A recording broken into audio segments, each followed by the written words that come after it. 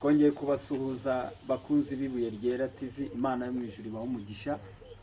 Uyu ni umwanya mwiza rero nanone twongeye kugaruka tuganira n'ijambo ry'Imana. Imana iduhaye uyu mugoroba, ndabizi neza turahabwa umugisha. Rero nk'uko mubibona ibumoso bwanjye ndi kumwe n'umukozi w'Imana. Reka tumusabe abibwire. Umukozi w'Imana karibu Yesu agumisha. Murakoze cyane, nitwa Pastor John. Ndi umugabo ndubatse, mfite abana babiri n'umugore umwe w'isezerano. Yesu abonye umugisha. Ndashaka kongera kubasuhuza abakurikiye ibuye ryera TV, kandi abari mu mahanga, abari mu Rwanda, abari muri Afurika, mwese abakurikiye ibuye ryera TV, ndashaka kongera kubakumbuza gukora subscribe. Mukore subscribe, mukurikire ibiganiro kuko ni ibiganiro byiza by'umugisha. Ndumva nko kunyakiriye, twabaza tugasenga. Reka dusenge Imana. Uwiteka Mana ya Abrahamu na Isaka na Yakobo, turagushimiye kubw'ijambo ryawe aka kanya rigiye kumanuka. Reka ribe ijambo ry'imbaraga kandi ijambo ribohora, ijambo rikiza, ijambo ribasha gutanga ubuzima, ijambo mwamanjye ryari mu isi n'ijuru. Turagushimira kubw'aka kanya kubw'ijambo ryawe ryiza. Rero muri aka kanya turakwakiriye kugira ngo uvugane n'ubwoko bwawe, kandi Uwiteka turakwakiriye kugira ngo abari mu mahanga, abari mu Rwanda, Uwiteka barusheho kumva ubwiza bwawe, barusheho kumva umunezero wawe kubw'ijambo ryawe. Ijambo ryawe rimanuke rifite imbaraga n'ubushobozi mu izina rya Yesu Kristo w'i Nazareti. Amen. Amen. Yesu akongera umugisha. Pastor John, Imana yo mu ijuru iguha umugisha. Amen. Ndumva uyu munsi rero tuhawe umugisha n'Imana. Murabona yuko atari jyenyine, ndi kumwe na Pastor John, tugiye kuganira ijambo ry'Imana. Ndumva Pastor, uyu munsi turi buze kuganira ku ijambo ry'Imana rivuga ku mbaraga z'Imana. Amen. Amen.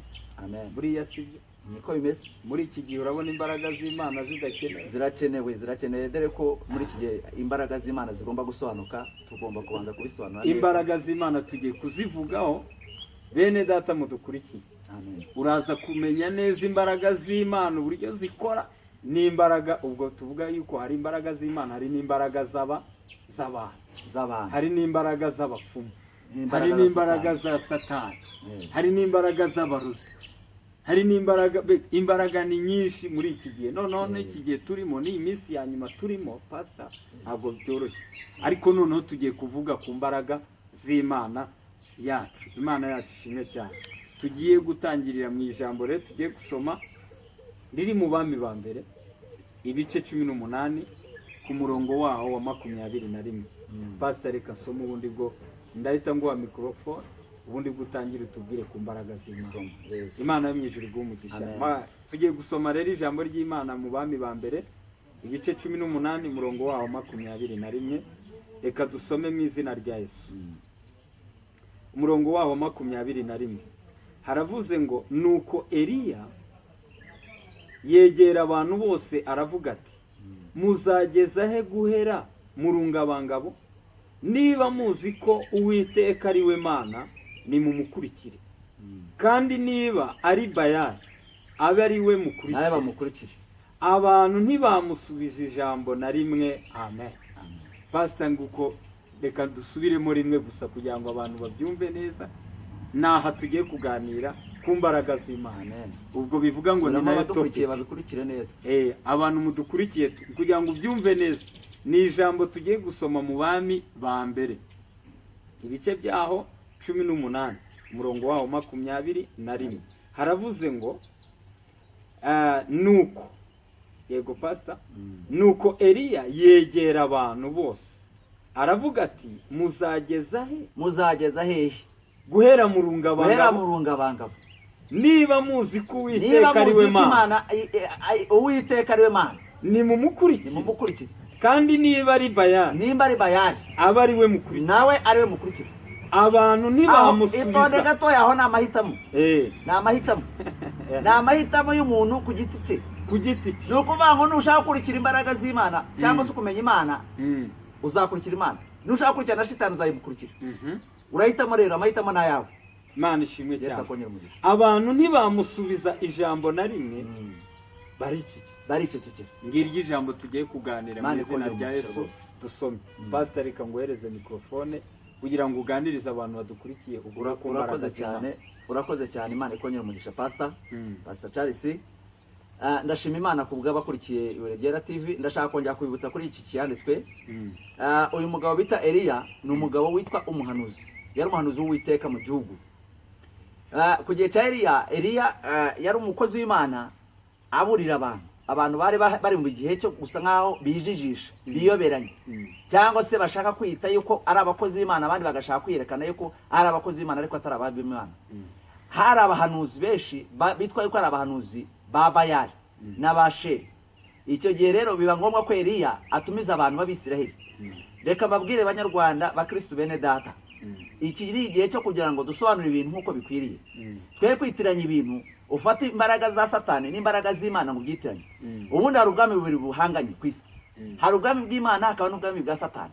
Urahitamo ibintu bibiri. Niba udahitamo ubwami bw'Imana cyangwa se ugahitamo ubwami bwa Satani, ibyo byombi urabihitamo, uhitemo kimwe muri byo.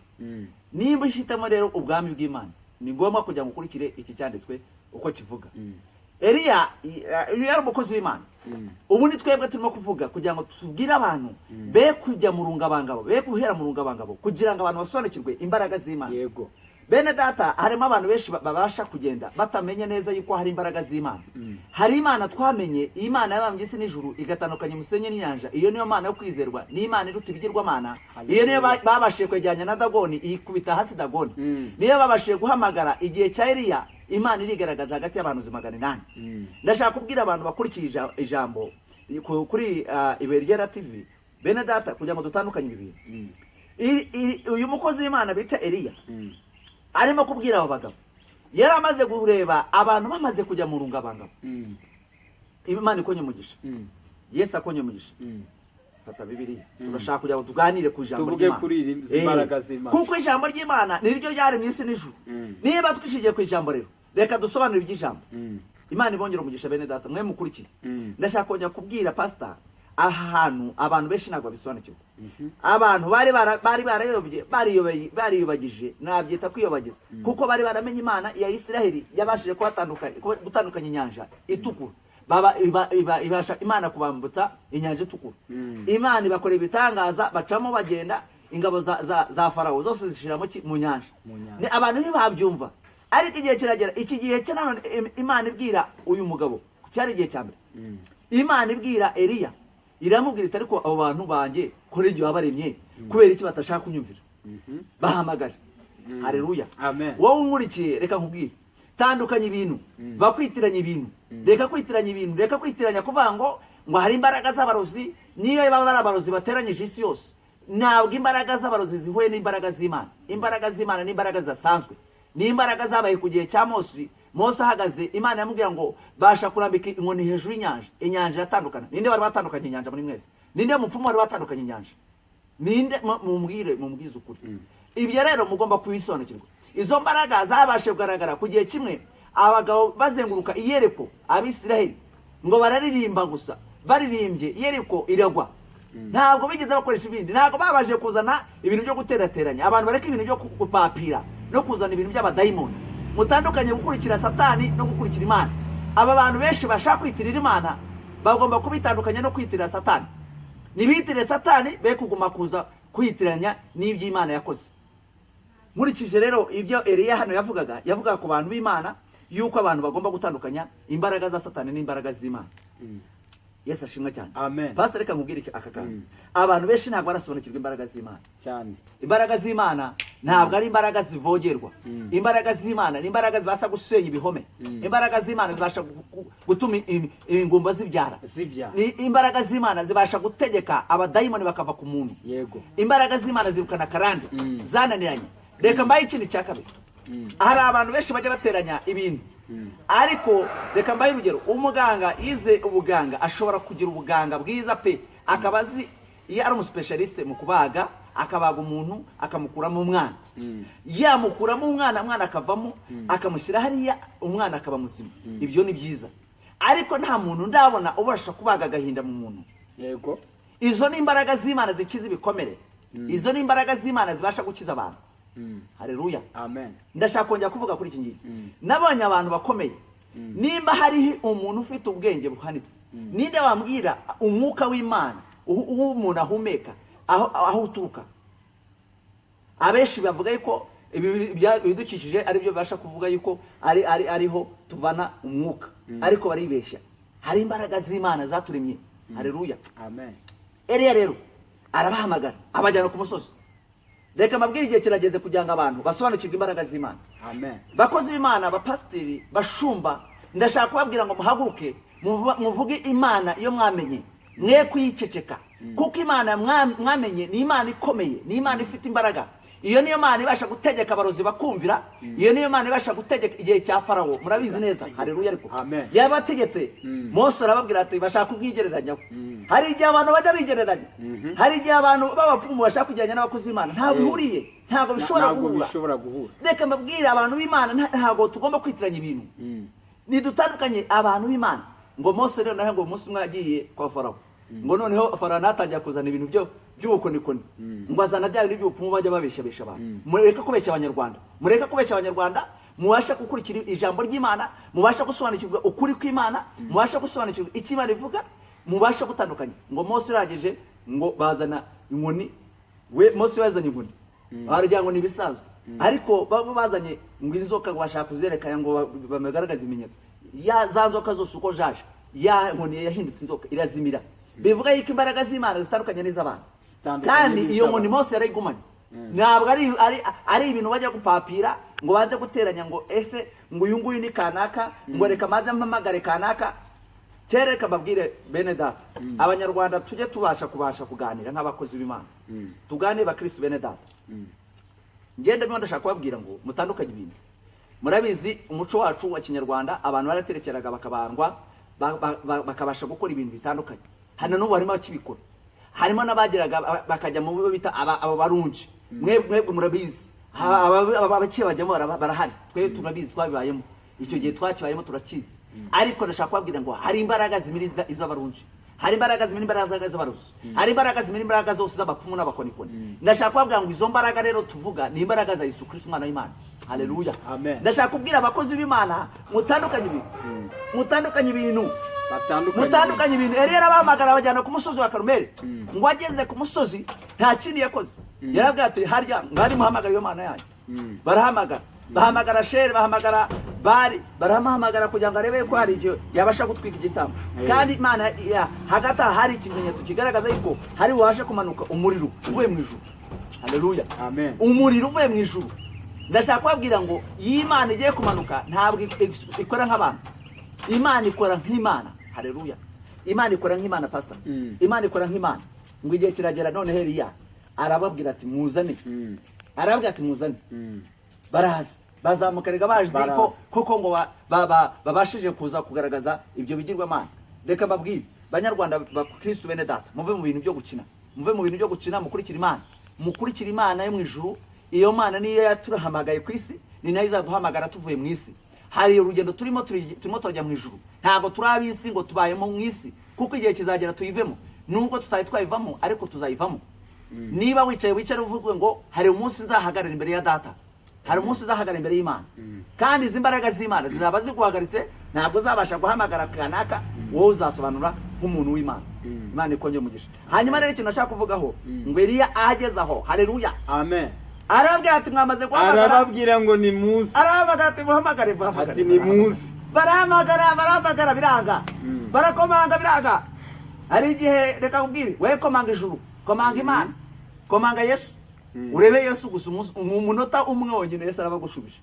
Yesu hamagara Yesu gusa, we guhamagara za Nyabingi, we guhamagara za Dagoni, izo ngizo, we guhamagara ibigirwamana. Hari abasenga za Shito, hari abasenga za Dagoni, hari abasenga za Ryangombe, hari abagisenga ibyo bigirwamana. Ibyo ni ibigirwamana, twari utumana duto. Haleluya, kandi abantu batandukanye ibintu.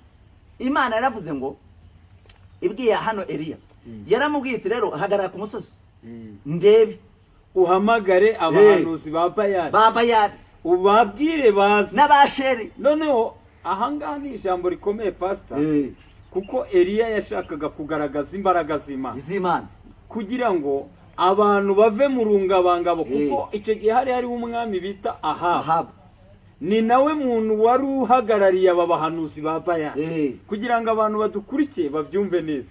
Icyo gihe cyari igihe gikomeye cyane, kuko hariho ubuyobe bukomeye cyane kandi abantu Imana yari yarabakuye abantu Imana ndagira ngo munkurikire neza, ndagira ngo mvuge gatoya kuri izi mbaraga z'Imana kugira ngo abantu babyumve neza. Iki ni igihe cyari gikomeye cyane pastor, ni igihe cyari kigoye mu gihe Abisirayeli bari bagezemo. Ntabwo wagiye bivugaho gatoya, ariko ndagira ngo mbivugeho gatoya, nsubira inyuma gatoya bwa Mose akura Abisirayeli muri Egiputa. Hariya habonetse imbaraga zikomeye. Reka nkubwire mwene data udukurikirana, izi mbaraga z'Imana turimo tukubwira ni imbaraga zagaragaye ku nyanja itukura igihe Abisirayeli bari bageze ku nyanja bavuye muri Egiputa babuze igisubizo, bari babuze igisubizo. Icyo gihe barataka, inyuma hari ingabo za Farawo na Farawo ubwe. Barebye iburasirazuba, barebye iburengerazuba, babona ni imisozi gusa, ngo barebe imbere babona ni inyanja. Ariko ngo barataka cyane, baravuga ngo ariko noneho niki cyatumye Mose utuzana hano kugira ngo dupfire kuri iyi nyanja? Ngo bararira cyane, batangira no gutuka Mose. Mose arangije we, kubera bari baziranye n'Imana, bari baragendanye n'Imana, bari baravuganye nayo. Bivuga ngo mu Kristo nimba baravuganye n'Imana, ufite umugisha ukomeye kuba uvugana n'Imana. Ndagira ngo nkubwire ngo imbaraga z'Imana zirakora. Basi icyo gihe imbaraga z'Imana zarakoze. Tubibwire neza abantu. Mose arangije ngo yegera imbere y'Imana, arabwira ngo Mana, noneho tubigendanye gute ko Abisirayeli barimo bataka cyane, basakuje, bamereye nabi? Icyo gihe imbaraga Imana iramubwira ngo mba Mose, tuza, genda umanike inkoni yawe hejuru. Imbaraga z'Imana ziracyakora. Haleluya, haleluya. Ndagira ngo nkubwire mwene data, imbaraga z'Imana zirahari. Va mu mbaraga z'abarozi, va mu mbaraga zo kwishingikiriza z'abakonikoni. Izo mbaraga z'abarozi zireke. Izo mbaraga bakubwira ngo tugwaye izi mbaraga, ari igihe umuntu agenda akareka imbaraga z'Imana akajya mu mapfumu, bakamubeshya bakamuhereza ibintu by'inzaratsi, bakamuhereza utuntu tw'utwoya. Hari abo bahereza utuntu tw'uduhembe, abantu bakabahereza ngira ngo tuzabivugaho neza mu gice cya kabiri. Hari abantu bagenda bishingikirije izindi mbaraga, bakabanza gukenyera. Ari ibintu bakenyera, ariko ibyo bintu ukenyeye wabiretse. Mwene data ndakubwira ngo uyu munsi wa none ba mu bintu byo gukenyera ibintu babanza kumushyiraho. Oya, hamagara Yesu gusa, uhamagara imbaraga z'Imana. Ndagira ngo mbabwize ukuri, izo mbaraga ugenderaho, izo mbaraga baguhaye uzikuye mu barozi, bakakubwira ngo nizo zizaguhesha urubyaro. Mu izina rya Yesu izo mbaraga ziteshejwe agaciro. Niba ari Imana wamenye, wibeshya Imana, wijya mu rusengero ubeshya. Hari abantu bajya mu rusengero kandi bafite izindi mbaraga bakuye mu barozi, bafite ibindi bintu baziritse, bafite izindi mbaraga z'ibihereko bagendana bishingikiriza. Ari igihe bijijisha. Pasiteri twaragowe, ugasanga umuntu ngo pasita ngo sengera, akaza ari mu marira menshi, arira cyane, akaza akagupfukama imbere. Yego, agapfukama imbere akarira rwose, nawe wabireba ukabirebana imbabazi, ukavuga ngo uyu muntu ararushye. Nyamara pasita afite ikintu yakenyeyeho. Ego, nyamara pasita ndagira ngo nkubwire kuri iri jambo ry'Imana turimo tuvuga ku mbaraga z'Imana, abantu badukurikiye babyumve neza. Imana yo mu ijuru ibaho umugisha, ibagire neza rwose. Wikwiyoberanya. Ahangaha Eliya arangije ngo ateranya abantu, arababwira ngo ni munsi, aravuga ngo babarozi mukorera mu gihugu ni munsi. Yego, abakozi b'Imana bahaguruke. Reka mbabwire bene data, tureke gushyushya abantu. Ntabwo ari ugushyushya abantu. Imbaraga z'Imana zirakora. Peta kita enema dekite stasi. Imbaraga z'Imana zirahari kandi ziracyakora. Muve mu bintu byo kwishingikiriza mu bapfumu. Nanjye reka pasita reka mvuge, ngewe ndi umuhanuzi, Imana impamagaye ndi umuhanuzi. Haleluya. Kandi nawe uri umuhanuzi. Kandi urabizi neza yuko iyo twasenze Imana irakomeza. Abantu bave mu bintu by'urungabanga. Amina. Niba uzi yuko ujya mu bapfumu ukaza no mu nzu y'Imana, ndagira ngo nkubwire ngo imbaraga z'Imana ntabwo zizigera zikora, kuko wazitangiye. Aba ari abami babiri, urimo urakeza abami babiri. Ariko ndagira ngo nkubwire ngo izo mbaraga wishingikirizaho ntabwo imbaraga z'Imana zanze. Abantu barimo bariyoberanya, hari igihe n'abantu baza gusenga Eh. bakaza bafite ituro ry'ishimwe ngo kandi babeshya ngo n'imbaraga z'Imana zakoze nyamara baciye mu nzira za zindi tuvuga ngo nzira za panya bakagenda bakishakira inzira ntabwo ari inzira z'Imana. Ariko uyu munsi wa none ndagukurira inzira ku murima mubiveho. Uyu munsi wa none hari imbaraga z'Imana, pastor, hari imbaraga z'Imana. Reka nigarukire aho ngaho.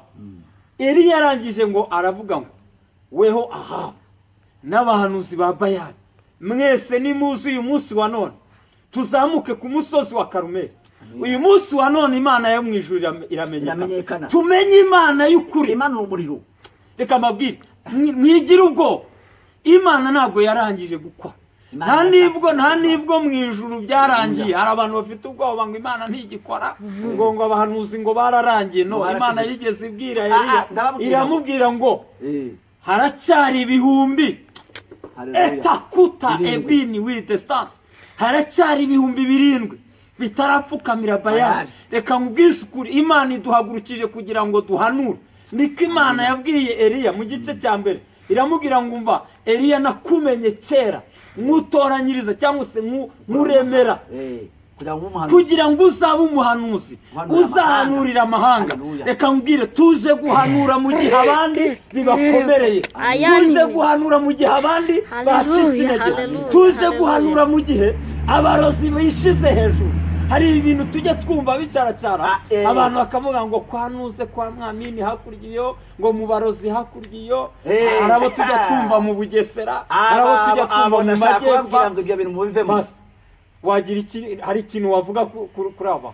Reka mbabwire bene data kugira ngo abantu babimenye neza. Reka mbabwire abakristo bene data, twamenye Imana twabanjije kuba turi ahantu hatoroshye, ariko Imana idukura ahantu. Ndashaka kubabwira ngo izi mbaraga mwebwe tuvuga twarazibonye, twarazibonye zikiza abarwayi, twarazibonye zibasha guteranya amagufwa zikayasubiranya, twarazibonye zibasha gutuma umugore arabyara neza.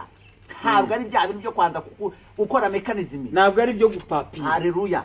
Ntabwo twabonye Imana ibasha kubumbura akanwa k'umuntu kabaye ikiragi kakavuga. Izo ni imbaraga z'Imana. Narazibonye ku musozi wa Gahini. Haleluya. Ariko narazibonye kugiye kimwe Imana ibasha gukiza umuntu wari umaze igihe kinini afite igisebe cy'umufunzo. Narabibonye Imana irakiza. Reka mbabwire muve mu bintu byo gukina.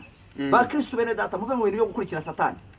Kuko Satani ahemba ibintu bitatu. Icyambere harimo kwica, harimo gusenya no kwiba. Nukuvuga ngo ibyo bintu bitatu nukomeza gukurikira Satani ibyo azagukorera. Weva mu bintu by'abapfumu. Abapfumu bakurikira bashaka iki? Erega ugasanga wafashe irandiro yabagiye kwiparika ku muntu udafite n'inzu. Oya ikintu reka ariko nakamabwira abantu bave mu rungabangabo, bave mu byo bakomera ry'Imana. Kuko ntabwo numva ukuntu umuntu ufite Land Rover afite imodoka nziza ajya kuparika imbere none icyo gihe pastor wize ufite doctora, ufite PhD, ntabwo ukwiye kujya imbere y'abapfumu, akajya imbere y'umupfumu wambaye amahembe, yambaye ubusa, ngo guha ibintu byo kukubeshya. Bene data, reka tuve mu birungi birungabagabo. Bene data, reka mbabwire Imana ibwira Eliya, iravuga ngo hamagara aba bantu. Reka mbabwire abantu bakurikiye ibyo ibyirwamana n'ibindi bintu nk'ibyo mubivemo. Igihe kirageze kandi kirasohoye. Umuntu ucicara muri ibyo bintu, Imana igiye kumusangayo, izagusangayo. Ntabwo uzasobanura ngo wagiye uyute, izagusangayo ubashe kwaza gusobanura icyo wagiye gukora. Kuko Imana niyo yakuremye igufite mu mugambi mwiza. Haleluya. Imana ikonye umugisha.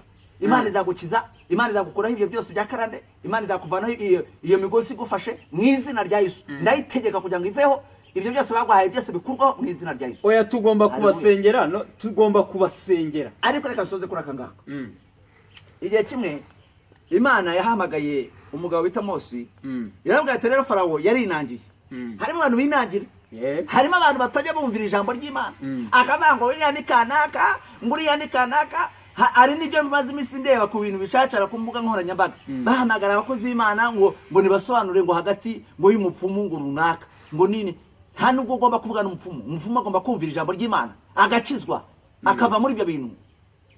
Kandi reka mbabwire, nimba namwe mukibirimo izo mbaraga mukoresha, zaba ari iz'abarozi, zaba ari izo mu kirere, zaba aho mukorera hose, twe tubafite ububasha, dufite imbaraga zibasha kubasanga aho ngaho muri.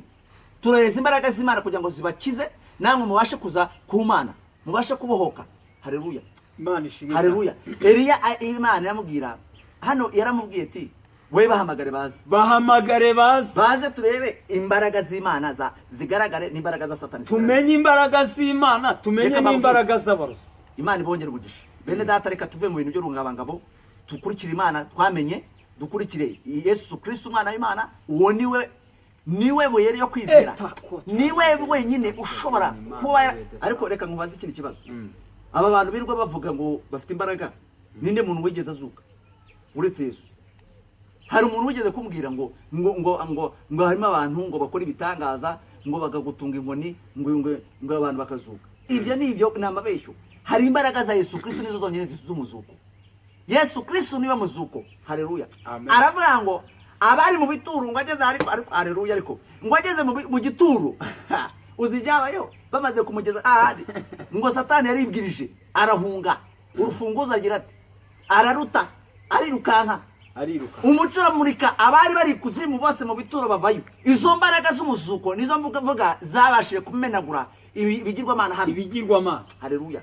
Kandi mu izina rya Yesu, ariko pastor, turahamagara Imana kugira ngo ize tutagiye kure. Ibigirwamana birahari cyane ntabihari? Ibigirwamana birahari. Ese ibigirwamana biri no mu bakristo cyangwa ntabibari? Reka nkubwire, biri mu byiciro bibiri. Hari abantu bamenye Imana noneho bagashaka kwivanga n'iki, kwibangikanya n'ibigirwamana. Hakaba n'abantu bataramenya Imana, bo bari aho ngaho baracyategereje ko Yesu Kristo abasanga, ariko bakigendera muri ibyo bigirwamana. Yego. Ubu tuvuge nk'umuntu amaze kumenya Imana, akabasha kubasha guterekera, ukajya kuraguza, ngo urajya kubaza, ariko urabaza iki? Wabajije Imana yo mu ijuru ko ariyo yakuremye? Wabajije Yesu Kristo? Wabajije wapfuye akazi? Haleluya. Wabajije ukava mu bintu, babaza Imana. Abantu bave mu rungabangabo, abantu bave mu rungabangabo. Yesu Kristo yarapfaye arazuka, kandi Yesu aragukunda, Yesu aracyagukiza. Reka nkubwire, niba utarabyara uzabyara mu izina rya Yesu. Niba utarabasha gukira ibyo bintu baguteze, ibi by'abapfumu bagushyizemo, mu izina rya Yesu turabitegeka kugira ngo biveho. Turabitegeka mu izina rya Yesu. Zinjire muri aya maguru yawe akire, imbaraga z'Imana zinjire muri yonda yawe ikire, imbaraga z'Imana zinjire muri umutwe wawe ukire, mu izina rya Yesu. Kuko Imana yaraguhamagaye, Imana yagushaka kugira ngo uyubahe, uyikorere. Hari ikindi twakongeraho? Pastor, reka nkubwire, reka mbwire abantu turimo turagera ku musozo. Amen. Reka tuvuge ngo iminota yacu iba ari mikeya. Amen. Ko bimeze? Ariko izi mbaraga z'Imana tuzazigarukaho mu gice cya kabiri. Amina. Twongere tubwire abantu, kuko igihe tugezemo ni igihe abantu bagomba kumenya imbaraga, bakanabivuga. Ni igihe abantu bagomba gusobanukirwa, bakozi b'Imana bakamenya. Ntabwo ari igihe cyo guceceka, muvuga Imana. Ntabwo ari igihe cyo guceceka. Yesu aravuze ngo nimugende mubwiriza abantu ubutumwa bwiza. Abantu byasumvira ijambo ry'Imana cyangwa se kumva ijwi ry'Imana, bazihane. Mubatize mu izina rya Yesu. Abantu bakeneye kugira ngo bahindukire, bave ku bigirwamana, bahindukire Imana. Bitabaye ibyo, reka nkubwire ikintu kimwe. Hari ibintu twirengagiza tukakubwira abantu, ariko igihe kirageze kugira ngo abantu bave mu rungabangabo. Bave mu rungabangabo niko ijambo ryavuze. Urabona hari umuntu ufite, sinzi ukuntu abishushanya. Urabona niba mvuze Bibiliya, urabona ukuntu hano kino ni igice kimwe, kino ni ikindi gice. Yego. Ntabwo umuntu arimo kugiye, ntumenye ko agiye ngiye. Yego.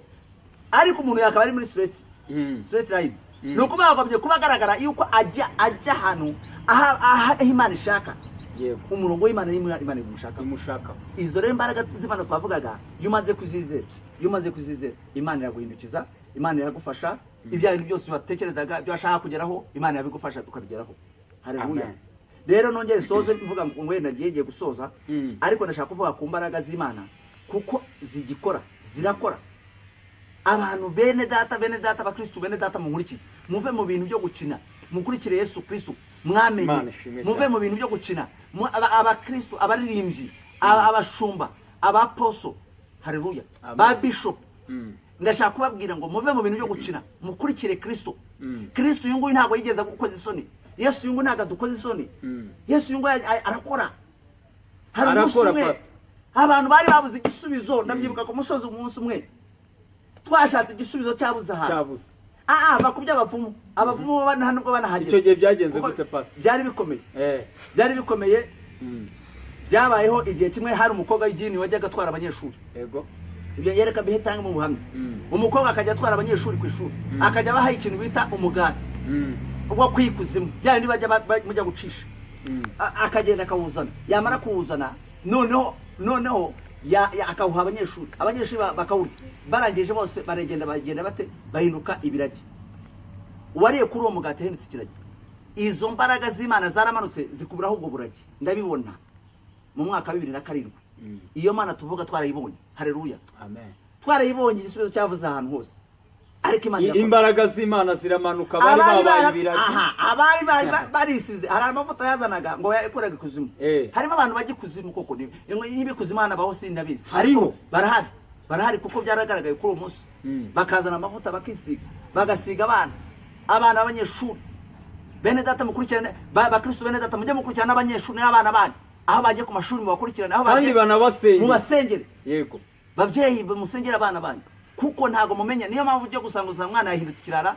Umwana ntago uzi ko yagiye nze kumbi hari izindi mbaraga zamufatiye yamufashe. Hari izindi mbaraga aho ngaho ndashaka kuvuga ngo aba bisize amavuta bose bari bagize bate bahindutse abasazi. Ku munsi dusenga tumanuye umuriro. Haleluya, w'Imana hari umuriro ujya umanuka. Ndashaka kuvuga ngo imbaraga z'umuriro iyo zamanutse abapfumu nta nubwo sinsaka no kubavuga kuko bo nta nicyo banambwiye kuko bo nta n'umumaro banafite. Nibagende bajye bagomba gukizwa. Abo ni abana b'Imana nabo bagomba gukizwa kandi nibatanakizwa gehinomu irabategereje. Ibyo ni kuntu ukuri nawe rega nawe Imana iragushaka. Wowe ukiri mu bintu by'abapfumu nawe Imana yagushaka. Wowe uri umupfumu. Haleluya. Ariko barabihinduye rero ukuntu babyise ngo ni abadogiteri sinzi ukuntu kundi babihindura bakabasha kubyerekana yuko ngo ari abaganga bahehe abaganga nabize bagiye kwiga mu mashuri muri universities zitandukanye bakiga medicine bakabasha kumenya kubaga amagufwa bakabasha kumenya kubaga ibintu. Abo nibo baganga twemera. Abandi babasha kubesha abantu. Mureke ibintu byo kubesha abanyarwanda, mureke ibintu byo kubesha amahanga. Haleluya. Ariko ikindi pastor reka nkubwire turimo tuvuga kuri iri jambo ry'Imana turimo turegera ku musozo ku mbaraga z'Imana. Amen. Bantu mudukurikiye mujye musobanukirwe iki kiganiro tuzakomeza kuganiraho. Haleluya. Abantu bazasobanukirwe imbaraga z'Imana uburyo zikora. Haleluya. Zirisobanura imbaraga z'Imana zirisobanura. Kandi abantu badukurikiye nanone bamenye yuko imbaraga niba hari imbaraga z'Imana hari n'imbaraga za Satani. Ibyo bagomba kubimenya. Ariko ikintu kimbabaza rero aho ngaho ikintu kimbabaza pastor kubera iki umuntu mubwira ngo Satani akumva ngo dayimoni ngo ndayibonye akagira ubwo yabona dusengeye umuntu dayimoni zimuvamo akumva agahita yumva yuko Satani arakora akumva yuko mbega agahita byumva akanabitinya akavuga ngo burya Satani afite imbaraga akanatinya. None ikintu kibabaje ariko iyo turi tuvuga imbaraga z'Imana ibyo zakoze tukavuga ngo uyu muntu yasenze Imana irakora, Imana iramubohora, Imana imukiza sida. Twagiye tubibona. Imana igahesha umuntu urubyaro yarabuze urubyaro amaze imyaka 10, 5, 20. Haleluya. Imana ikabohora umuntu izi mbaraga tugasengera umuntu watewe na dayimoni zikamuvamo kumugaragaro mu iteraniro abantu bareba. Izo dayimoni zaravuye hehe? Ega ngubwire pastor. Zarohejwe nazazindi za Satani. Ega ngubwire. Babandi bakora Satani. Hari igihe abantu bajya bapinga. Hari abantu bajya bapinga bakavuga ari kubundi bw'imbaraga z'Imana zibaho. Bakabyitiranya. Hari abantu bataramenya uburyo imbaraga z'Imana zikora. Tuzaba kuri iki kiganiro. Reka babwire imbaraga z'Imana uburyo zikora rero. Ziri invisible, ntabwo ari ibintu babanza kugutera. Nkabya nibyo kubanza kubaza ngo none se ngo tubigenze dute. Nta consultation bagukore. Hari ibyo najyaga mbona kera barimo kuragura no guterekera. Nge nabibonaga. Bakabanza kubaza umuntu ngo none se ngo tubigenze dute. Babibitanga bashwekuru. Hashwekuru ngo tubigenze dute. Abantu bapfuye kera batizera abo bantu bategereje gucirwa iteka aho iyo myuka yiyengere mu kirere niyo yirwe ibiza abantu amahoro niba ateze indwara niba buza amahoro niyo tugomba kurwana nayo. Ntabwo turwana n'abantu twebwe turwana n'imyuka itegeka ikirere. Haleluya. Ntabwo twebwe dufite umwanya wo kurwana n'abantu dufite umwanya wo kurwana na Satani n'abadayimoni. Erega ijambo ry'Imana ribivuga ngo turwana n'imbaraga ziri muri iki kirere z'umwijima z'umwuka none se izo zitagaragara. Reka mubaze izo mbaraga z'umwijima wazirashisha imbunda zisanzwe ntabwo bibaho. wazirwanya ute? Wazifata se? ntazifata se? Ntibibaho, nta nibwo uzazibona. utazaba buhamya bundi.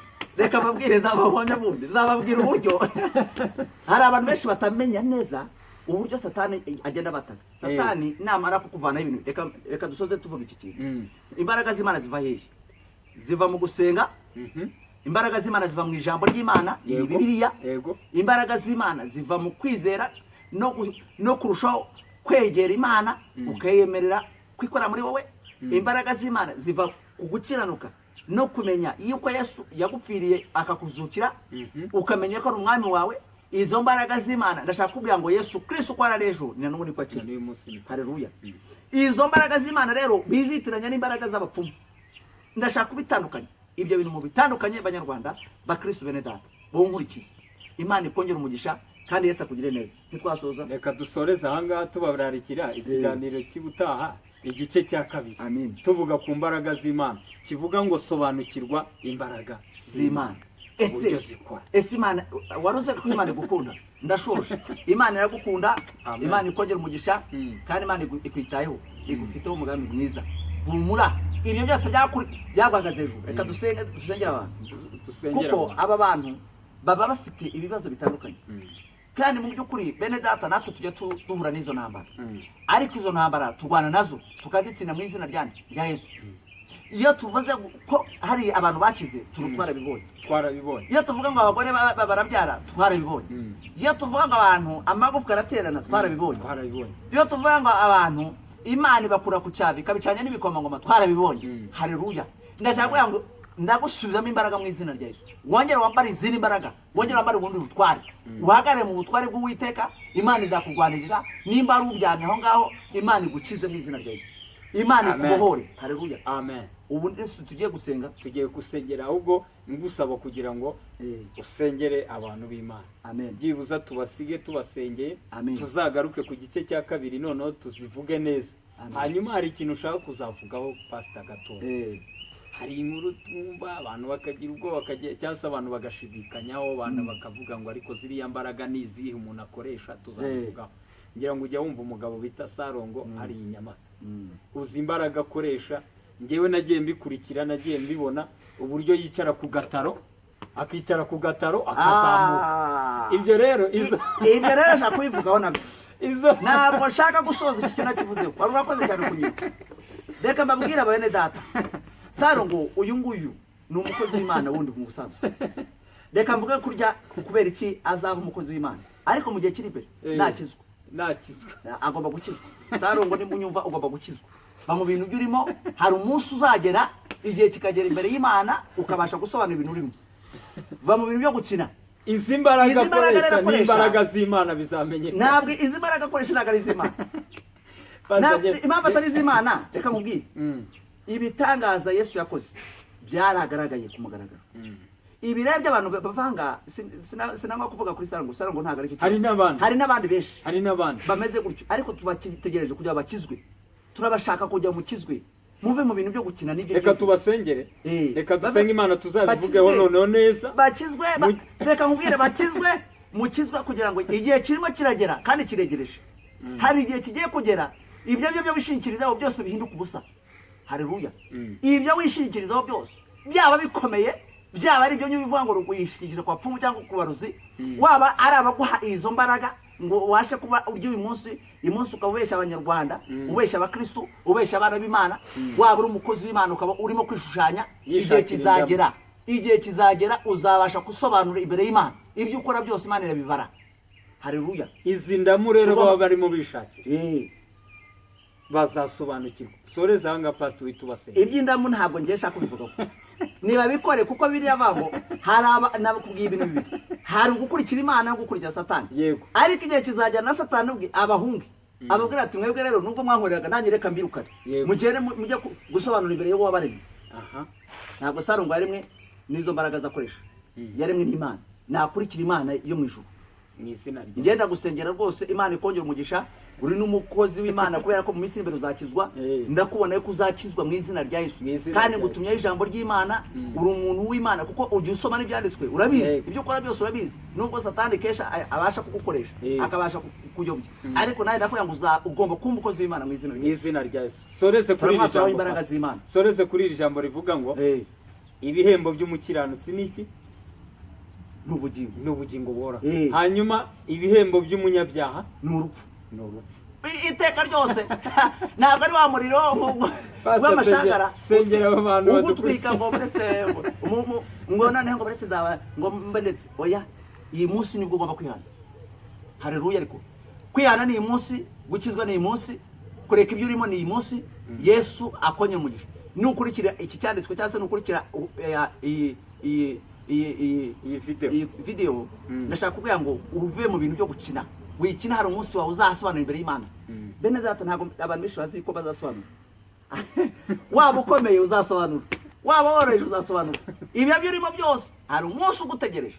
Imana yo mu ijuru itugirire neza. Hari umuntu umwe ndayishoje, hari umuntu umwe aravuze ngo yatutse umuntu ngo uragapfa. Arambwira turanutse ngo ndagapfa. Undi ati arambwira ati ngayo utazasangayo. Niko yamubwiye. Ibyo rero by'abantu barimo gukina, bave mu bintu byo gukina. Hari Imana tugomba gukurikira, Imana y'ukuri, Yesu Kristo umwana w'Imana. Muve mu bintu byo gukina. Ibintu twarabyizeye, Kristo twaramwizeye. Uyu nguyu Yesu uyu yarakora, ntabwo ahanye n'ibyo ngibyo byo gupfundikanya. Muve mu bintu byo gupfundikanya, kandi abantu bave mu bintu byo gukina. Nabonye n'abapasiteri bamwe babasha gusobanura ngo kanaka ngo yavuze kuri kanaka. Reka tujye tubivuga. None se ko twabibonye tuzajya tubivuga, ariko turavuga ukuri kugira ngo muhashe kuva mu byo murimo. Ukuri kurakiza, ukuri kurabohora. Amen. Muve mu bintu byo gukina.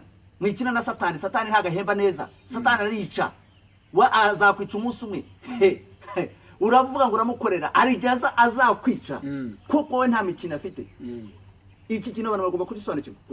Abantu bave mu bintu byo gukina, bave mu bintu byo gukora Satani, bakorera Imana.